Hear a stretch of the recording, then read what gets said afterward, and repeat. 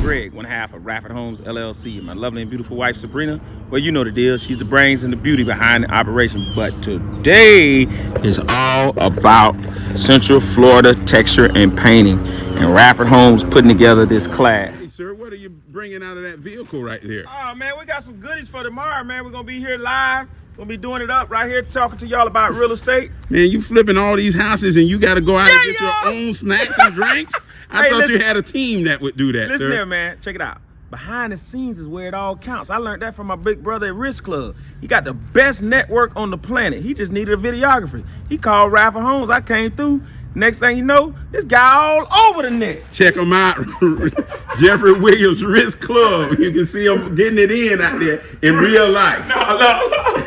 You to do it in the Risk Club. You tell me we in L-Town, not Bartow? We in L-Town, baby. L-Town where it get down. So we eating the same dirt that I eat out of all day, every day that made me fit. Dakota Project. Yes, sir. Dakota Project. Roaches doing backflips off the countertop, wrapped them through the wall, fan in the window, baby. Yeah!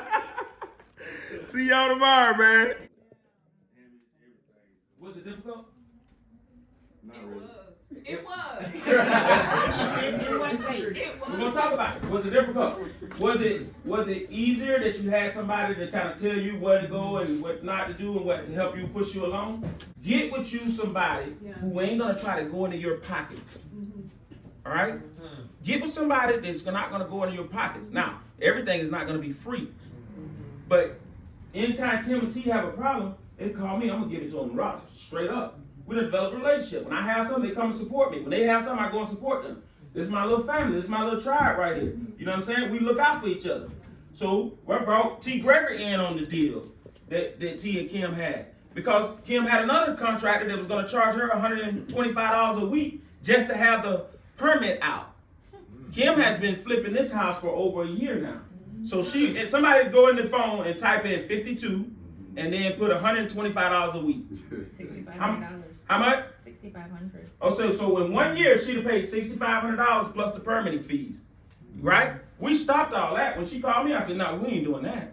T. Greg, get on over here. What's going on? Hey, we need help them out, blah, blah, blah. It's because they call on me. Now, I'm looking at this. Man, this girl a top event planner. This man here, barbershop, I met T years ago. You know, he's doing his thing. I said, man, I need to get with them. They thinking that I helped them. Truthfully, y'all helped me. You get it? They helped me. So many people know me now. So many people call me now. This young lady right here, she's here, and you here because of Kim. You're here because of if you're here because of Kim, raise your hand. There you go. So Kim and T, they helped me. I ain't helped them, but everybody ain't gonna look at it that way. You gotta get with somebody who's gonna help you to curb the learning curve. Once you do that, man, the sky's the limit. Because they are prosperous, and they made money on their first flip. A lot of people don't make money on their first flip. Excuse me. Why was they gonna charge $125? Because that's what he can do. Oh, because they can. Yeah. Listen what I'm gonna tell you. A general contractor could come in real estate, everything about real estate is about negotiating. In real estate, remember this, it's about what you negotiate. You go to the general contractor, he may tell you that he's gonna charge to take care of all your permits and pull a blanket of your permits, right? And then he attach all the contractors up under it. The AC guy, the HVAC, the plumber, and the roofer and all that. He attached that up under it. Now, if the GC doing a new build, he don't need a roofer because he can do it himself. But once he attached all that up under it, he runs things. But you negotiate with him. But you're not gonna know that if you ain't got nobody on your side. You need somebody in your ear that doesn't have a fiduciary responsibility to the job and is just not trying to make money off of you. So then that I can tell T and Kim without hindering them, because it don't make me no win. I ain't getting paid, but I'm gonna tell them because I got their best interest. Now some of the contractors may not like that. You get it? Yeah. I ain't worried about what the contractors may like. I'm trying to look out for these two because they're on my team. No, I'm on their team because I need more people at my events. Next question. So this was your first flip. Moving into your second flip, what would you do different? There you go. Be a lot more involved in the process. Involved. Hey, when you say be more involved, like what does that look like for you? Like, Definitely going to the store with my not the contractor, but the builder, Kurt, and being more involved with just everything, learning more, because I was just kind of letting them do stuff, and then I come in like, well, no, you didn't say I needed, the door and the wall painted, you know what I mean? Like not knowing what you need, yeah, so it's something you can only learn through experience, but you know what I mean? Like, you gonna do everything and we done. Then I walk in, everything. Well, what about the door? Like it doesn't have a trim over it. So just like. What do we call that, y'all? What do we call that? Now there could be a disconnect because we don't want to beat our contractors up because we love our contractors, but at the same time we know that we got to handle them a certain way. With your contractors, you have to set what we call precedents. You got to set a bar and say, here, this is what we're gonna do, and they have to set a bar. So y'all have to mutually set a bar. But it's a learning tool. It don't always go smooth. It's a learning tool in how you set the bar. Because the contractor is thinking you're trying to get over, you thinking he's trying to get over, and at the end of the day, all we really want is what? We want to get the project to the end position. You want to get the project to the end position. So you got to find out when somebody tell you, hey, they're going to take you all the way out. You say all the way out, you talking about doors, bells, whistles, the whole 9 yards. I mean, I ain't got to do nothing. Do I got to put tile on the wall? You got to ask these questions. Now, if you don't know that, how are you supposed to ask that question?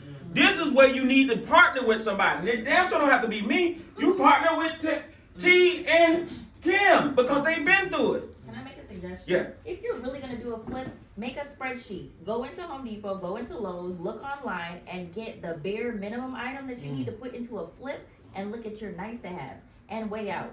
It's not what you're not living there. You get your nice to have, and then you separate that from the cheaper stuff, and now you have a full spreadsheet. Now you can give that to your handyman contractor. You know what your cost is gonna be. You add a little bit of margin. You go and figure out what is best for that property.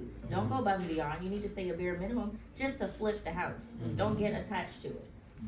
so how much money y'all think y'all put back into the home? I know you said it was 65 from the beginning, so how much y'all put back into it? Building and everything about, I'm gonna say about 50. The home did you already estimate it would be about 50, or did that 50, like, did you do like 20% towards it, like when you cut it off? Okay. No, we were supposed to just go in here and rent this house out, fix it up, and rent this house out, and be on to the next deal. Now, and because in real estate, things happen. Yeah. This is a laughable moment, but at the same time, it's a teachable moment.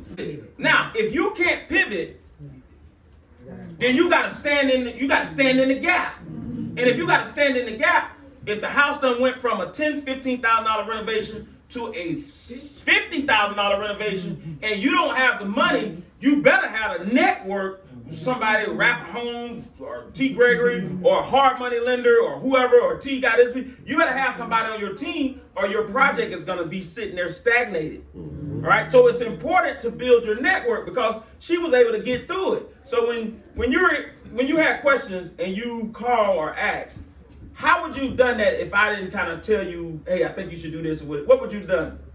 Or what you'd have done, T?